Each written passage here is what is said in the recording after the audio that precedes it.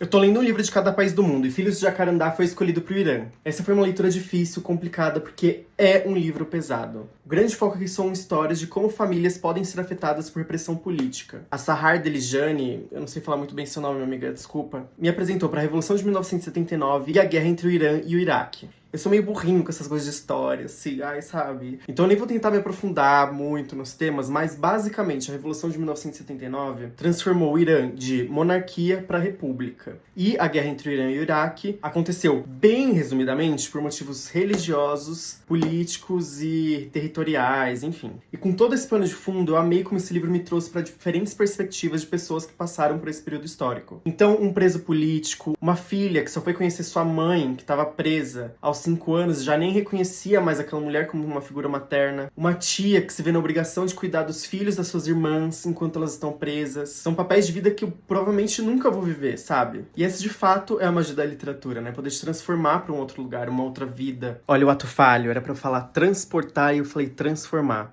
Porque no fim é isso, né? A literatura transforma. Dificilmente eu leio sinopse antes de começar a ler um livro, mas uma sensação que eu tive durante toda a leitura é de que essa história parecia ser muito pessoal da autora. E depois eu fui ver e, de fato, ela é baseada em histórias dos pais e dos tios dela, que protestaram durante a Revolução de 1979. E o tio dela foi executado e os pais presos porque eles eram contrários a ambos os regimes que estavam sendo propostos ali. Eu queria ler um texto aqui que eu destaquei, que é: e se for verdade, um pai executado enterrado em vala comum, há tamanho peso histórico por trás de algo assim que Valério se sente enfraquecer. Nunca ele passou por qualquer experiência daquele tipo, nem ninguém que conheça. Para ele, valas comuns pertenciam ao passado, a livros sobre a Guerra Civil Espanhola e a filmes sobre o período fascista. Mas não agora, não nesta vida, não tão perto, não com Shida. Não se espera que a história entre em sua casa. Isso me faz lembrar de uma frase que minha tia sempre me fala, que é: a gente nunca acha que as coisas vão acontecer com a gente sempre acha que as coisas estão distantes, acontece com outra pessoa, com outra família, mas às vezes está do nosso lado, às vezes acontece com a gente. E aqui a gente basicamente é transportado para esse acontecer aqui, acontecer com a gente. E esse livro mostra também pra gente como a história é sempre cíclica. Ele volta pros protestos contra as eleições presidenciais de 2009 no Irã, conhecidas como Revolução Verde. Foi uma série de manifestações que alegavam que a eleição daquele ano tinha sido fraudada. E aí são os filhos daqueles presos em 1979, que agora estão relembrando os passos dos pais e dando os seus próprios passos. Os medos já conhecidos, os novos medos, o que se pode evitar, para onde se pode fugir, sempre carregado de muito sentimento, muita pessoalidade e muita vulnerabilidade. E aí, por último, eu queria fechar com a frase que